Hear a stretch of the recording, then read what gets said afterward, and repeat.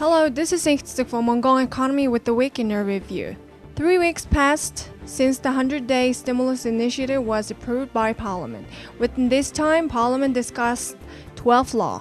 Most of them are dedicated to improve business tax and economic environment. In the meantime, the Prime Minister paid an official visit to Russia and the President visited China. The Economic Council of 100 Days says that these high-level visits were successful and agreed to partner in some strategic sectors. In addition, Mongolian Economy Forum plans to host Mongolian Business Summit later next month.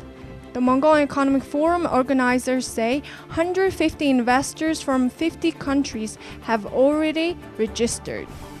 Moody's, one of the big three credit rating companies, has changed the outlook of Mongolia's credit rating of B1 to negative standing, rather than its previous stable position.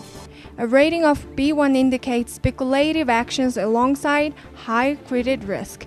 Due to a huge risk in external debt, Moody's has opted to change Mongolia's outlook to negative, since credit growth is currently threatening the stability of the nation.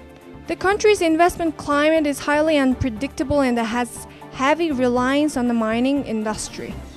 In the first 4 months of this year, Mongolia exported 5.4 million tons of coal and 316,000 tons of copper concentrate and 1.4 thousand tons of molybdenum concentrate and 2.5 tons of gold and 83,000 tons of fluorspar.